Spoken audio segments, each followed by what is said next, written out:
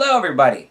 Welcome to the Mana Confluence, a juncture for all things magic, and today we are playing some Brawl. And what we are going to be doing today is we're going to be playing a colorless Ugin Brawl deck that I have deck teched. You can see the original deck tech up in the corner right now, but today and now it is time to do battle. So yeah, this is the deck list. Again, the deck tech I already did on this deck, so you can see that to get the more in-depth breakdown of what is in the deck and why everything's in the deck. But for right now, we're going to go and we are going to Brawl. So, here we go. Some quick housekeeping. Please subscribe. I'm going to say that now because I'm going to forget otherwise. I should probably say that at the end, but I'm going to forget. Also, like the video, and if you're going to get any cards at all, tcgplayer.com is the best place to do so. You're supporting local game stores, and using the TCG Player affiliate link, you help me upgrade things like lighting and microphones and like the fun stuff that makes a channel tick. So it would really, really help us out. If you're going to buy cards, it costs you nothing extra. Yeah. Keep this hand, and yes, sorry to throw that at you guys at the very beginning. That's just, you know, making sure I do it, because otherwise I will forget. But yeah, so Ugin, typically these games take a little bit longer, but now I should probably focus on this, because we're playing against another Ugin deck. If I'm saying Ugin, and you think it's like Eugene or like Ugin? I'm sorry. That's what I mean to say. I'm sorry about that. Not trying to offend anybody. But yeah, here we are. And they are on the play. Facing Ugin, they're on the play. Not exactly the best place to be in, but I'm liking the way our lands are shaping up so far. The mirror is incredibly powerful. It's really, really good with this deck. The Salvager, if we're going to cut a card, that probably would be the card that we're going to cut, but we really don't have that much of a choice right now, which is a giant reason why we're playing a lot of the cards that we are. Currently, Standard doesn't really give us that much of a choice as to what we're going to play and why. I need to scoot up so I'm in the frame. But, yeah. I should have seen that coming. That was incredibly stupid on my part. Lost the Mana Rock. That's fun. So we were doing okay. Now we are definitely behind. And I definitely am not liking it. And the Salvager is pretty bad. Oh my gosh. Meteorite. I would play it, but it's 5 mana. Our draws have been bad so far this game.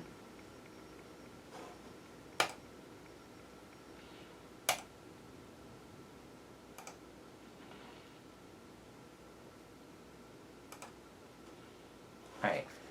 So Heraldic Banner is decent. It's a Mana Rock. We're going to choose green just to stay on theme. I don't think it really matters. And then we're going to play the Wings, which have never been absolutely incredible for this deck, but it's really good with the X cards that hopefully we'll see. You know. So today we're playing 3 games. We're going to hope that we win more than we lose, because otherwise my deck tech looks stupid. Yeah. That's a card. The really annoying thing with this for both of us is that the plus is the only good ability, so it's really who just manages to get out Ugin first, because that's the player that's going to get to start using the abilities first. It's about the mana ramp, it's about really everything, and they're looking like they're a land drop away from playing their commander, so that's pretty concerning.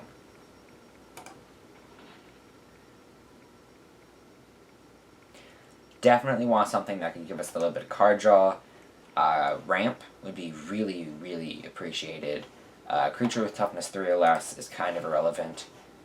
But Solemn Simulacrum is not irrelevant because it has the die trigger. So that actually is a good play. We'll give it flying. I expect them fully to play their commander and then just to kill the Simulacrum, but we might as well. So we'll get a forest onto the battlefield tapped. Then we're going to equip the Simulacrum just so that we can block something, because there's really no downside to it. And then, yeah, we're just going to pass. We have one. So we, next turn, are going to be able to play our commander. We can take out the flyer. We can take out a couple loyalty from Ugin. We're going to start having options. We don't really have card advantage at the moment, but we do have Solemn Simulacrum, which is nice. Yeah.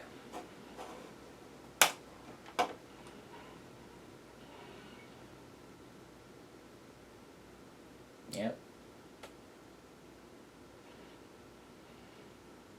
Okay. Also, I fully acknowledge I may be speaking too much. I may be speaking too little. Bear with me, because normally when I play, I don't speak at all. That's a lie. But just stick with me, people. Thank you for your patience. So we're going to attackers right here. Either they missed their land drop, or they decided not to play the card. I'm not sure what happened. I'm a little concerned about a counterspell, but I'm not too concerned because, like, I mean, counterspell? No. But we are going to plus, and we're going to take out the flyer, and then we're just going to pass. And then next turn we're going to have an absolutely giant Stone Coil Serpent, and then Ugin, I've never actually gotten to ultimate before. Maybe this can be the first time. Maybe we can get a Bastion. We can get something cool, hopefully. But that ultimate's basically game over. Really hoping that doesn't happen.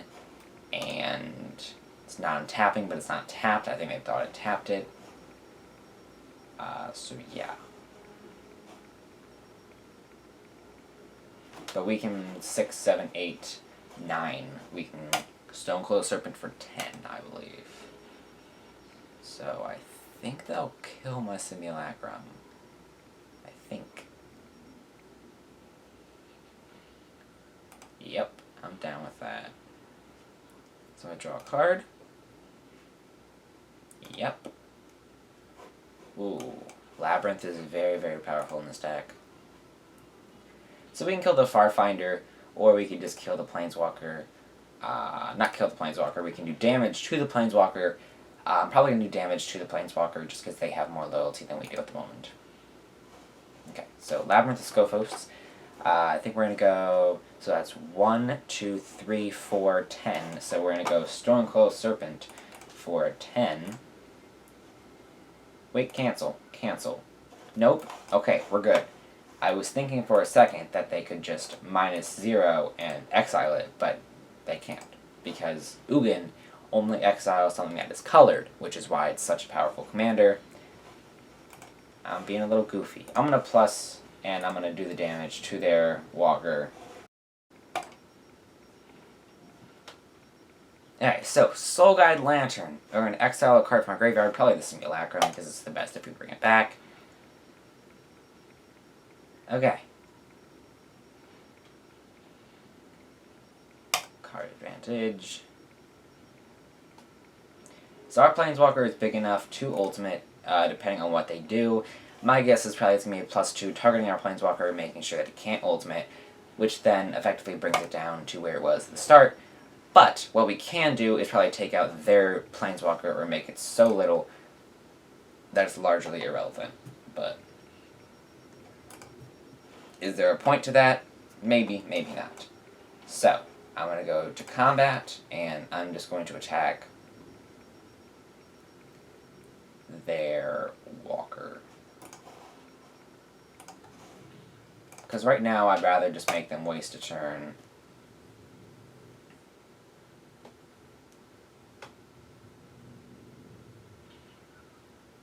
Do 5.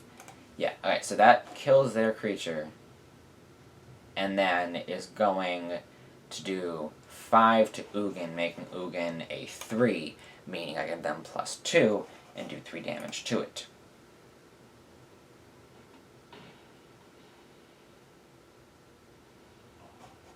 Alright, so I'm a +2.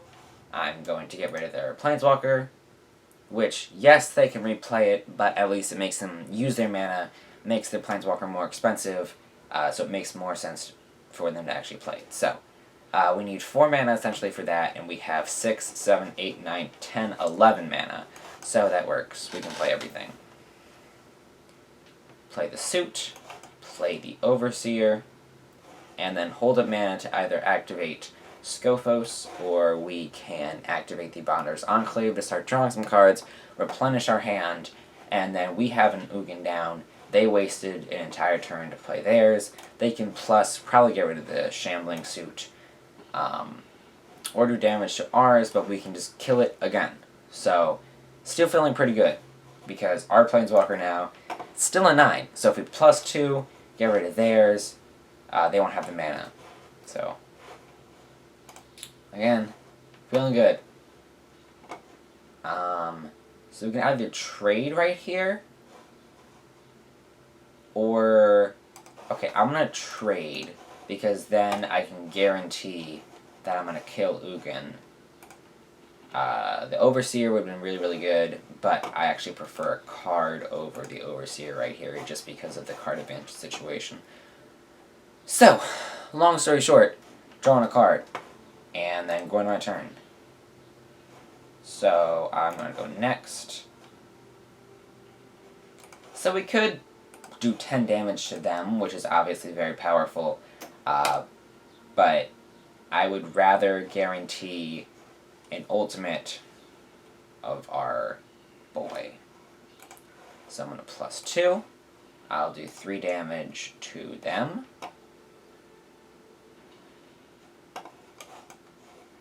Play the Mana Geode. And it has a Tome of Legends on top, which is a pretty powerful card. So, I'm going to activate the Enclave right now. So we can draw a card, have it be the Tome of Legends. Land for turn. Activate the Tome. Because if we draw something, we want to play it now. We can't play it right now. So, we're just going to pass. But, we do have an 11. We can ultimate next turn, which is very powerful because it replenishes our hand.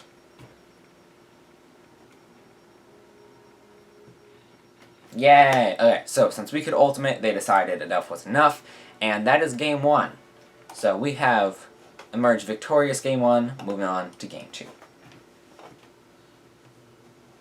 Got ourselves a nice little reward, and now we're brawling again. Maybe a hot take.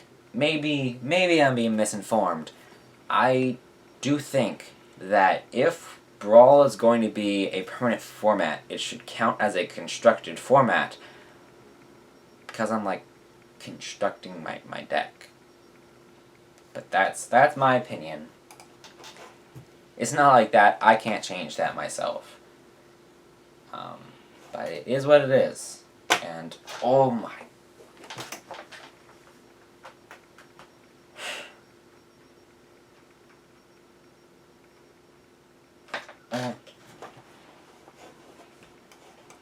Not trying to be over dramatic.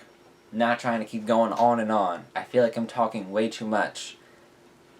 Like no other YouTuber would do this, but I'm not any other YouTuber. But that's a really, really good start. I'm not trying to bore you guys. I'm not trying to over talk and get you guys out of here. But I am trying to entertain. So again, stick with me. I'm trying to entertain.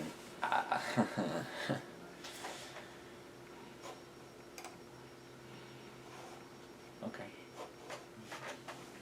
But regardless, we are here, and I am not liking Ashiok. Hot take. Palladium Mirror. Mirror. Pass the turn.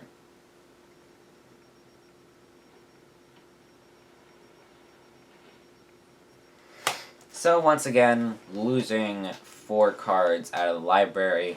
Not incredible, because our commander takes a very long time to get on the board, which is really concerning. I'm scared we might run into a counterspell here, but we're gonna run out Solemn anyway. Okay, there we go. They might be... Oh, darn it! I didn't even realize that. I'm so stupid. I didn't even... Oh my gosh. That was just a silly move. Anyway, I'm being stupid, but you know it's not stupid. Resolving creatures. I'm assuming that they have a counterspell for Ugin, so there is no point. Right about to death.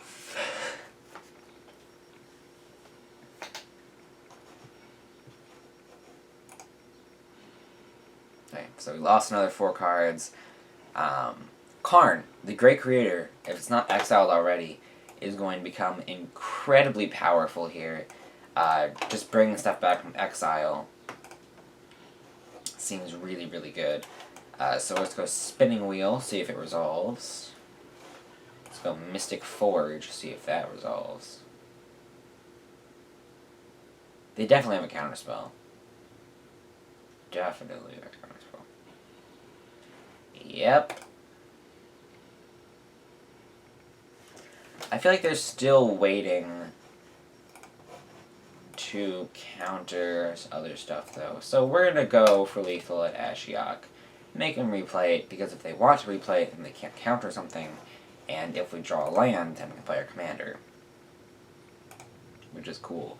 The 8/8 Krakens are not the biggest concern if I can actually play my commander. Again, I'm not going to try, because it'll get countered. So I don't see the point in that.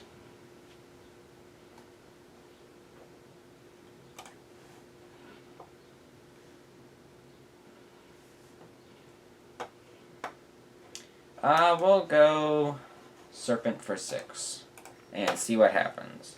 This is sort of a bait of their counterspell. Gonna try to have them counter other stuff because I don't have 10 mana right now. But they let that resolve, which is interesting. We'll attack with a 2/2. They can flash out their 4/4 and block, but at this point I don't really care because Solemn Dying is cool. I should have attacked pre-combat, or before I activated anything else, so that if they did flash it out, I would feel comfortable blocking, or getting blocked, and then playing Ugin. But you live and you learn. I didn't do that.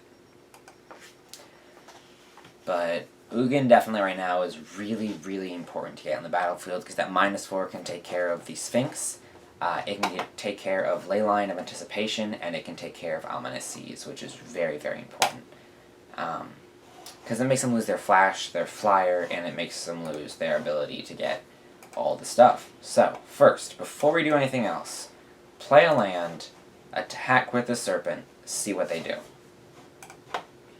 If they have a trick, if they have something up their sleeve, we'll get to know now, rather than having our stuff countered. But they're still holding up a whole bunch of cards.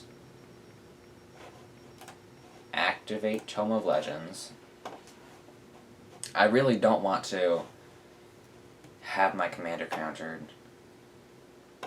So, I'm going to play Chromatic Lantern. And enter.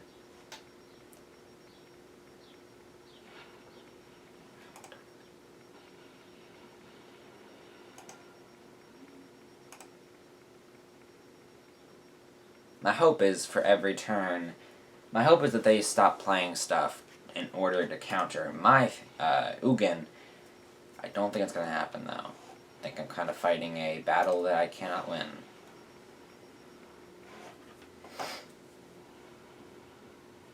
At some point, I'm just going to need to run it out, how it get countered. Okay, let's pass the daggers. My turn. I should have activated that dude. I messed up. Okay, so I'm going to go to combat, and I'm going to swing at Ashiok because they don't have the mana to replay it. So, either they block, they play something, which is good, because that's 1 blue mana up, meaning I can probably play Ugin, which is really, really good. So let's go to blockers, see what they do. I don't know what they could do that would keep my Planeswalker from resolving. Well, let's play it, see what happens. Okay, that's good. And then we're going to -4.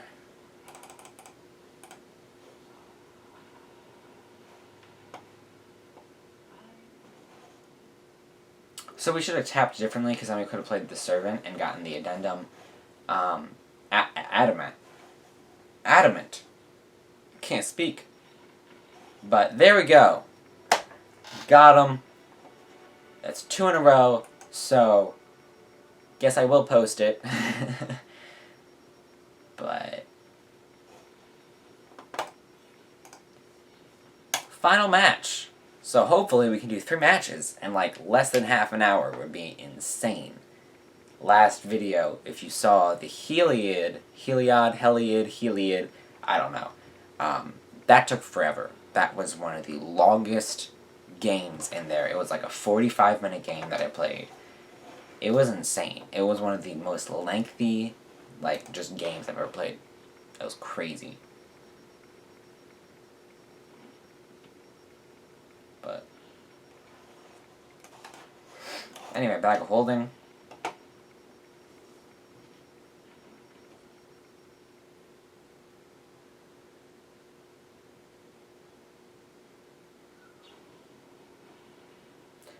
Really, really aggressive out of the gate, the shock there.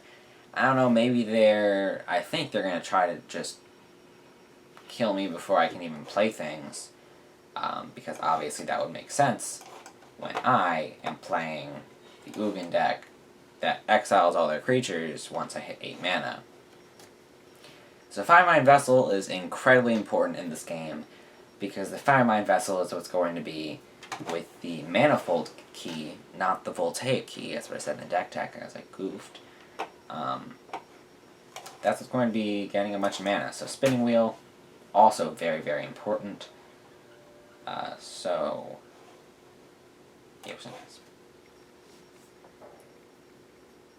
we can play Firemind Vessel next turn. If we hit a land, we can tap 4, play Firemind Vessel, activate the Manifold key, untap Firemind Vessel, and then play the Giant. But we have to discard 2 cards? Ugh. We're going to keep the Vessel, because we want Ugin at this point. Yay!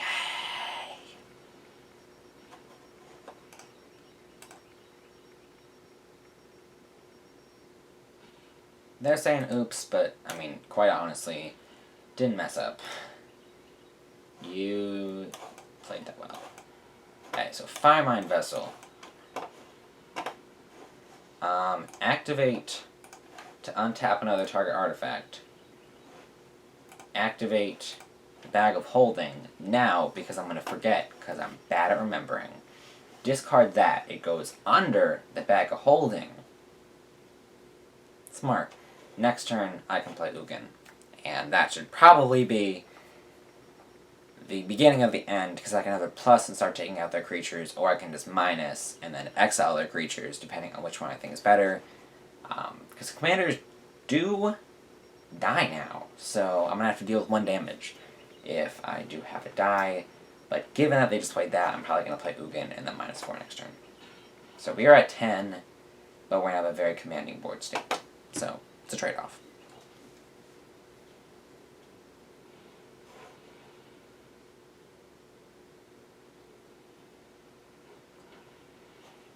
Alright, so, tap this for mana. Blue, white. Activate the key. Untap. Ugin. -4. Get rid of their board. So we have no hand.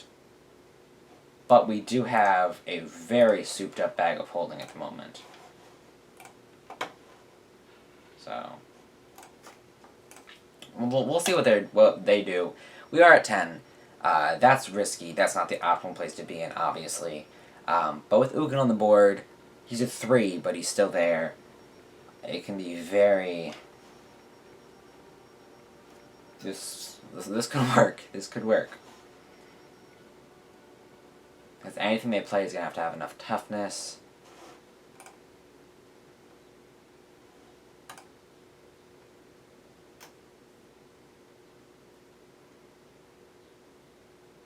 Yeah.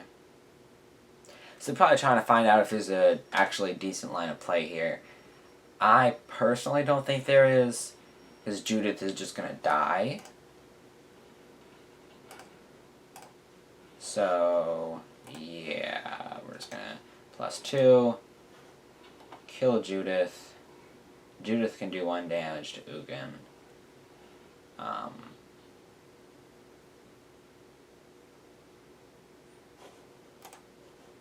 We could activate the bag right now, but I don't think there's really a need to because we're in a commanding position. So instead I'm just going to do that. And then play that Ugin. So we have 2 now. And +1. So props to this player for not conceding, because personally I would have been long gone out of this game. Half the time I'm out of the game anyway. But that's because I lose. But I would have been personally long gone out of this game. But, you know, sticking around, playing it through, it's admirable. So we'll see how this goes. Probably just gonna keep using Ugin. We'll see what we draw here. Chromatic Lantern's a really good draw for 1. Might just crack the bag of holding. I might as well. So there we go. We'll go 0. 1 and 1. +2. Take out the Tempting Witch.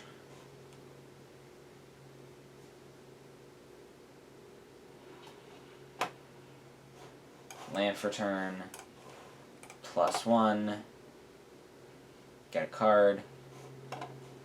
Colossus Hammer is really, really good here. Oh, I should have equipped. Okay, well, that's silly. Go to combat. And we'll attack with everything. Go to damage. And then, while we still have the mana up, we will equip the Shadow Spear onto the suit. And we'll end the turn. So feeling pretty good here. I feel like it's going to be a matter of turns. It's going to be a little while before we can actually win, but they just conceded, luckily, because it's almost 30 minutes. So that's 3 victories. So overall, this deck, it's a little bit mean, but it can be a really, really powerful deck. It's definitely a really, really fun deck to play. Once again, subscribe, like, TCG Player Affiliate link. If you want to see my decks, if you want to see the deck techs, you can do that. Thank you guys so much for spending this time with me. I know I'm not the best on camera while I'm playing. I tried my best to be entertaining and to not speak too much, but it's awkward when it's silent and you're just watching me. Thank you guys so much for watching, and have a great day. Also, if you're watching this, that means the screen recording worked. It probably did.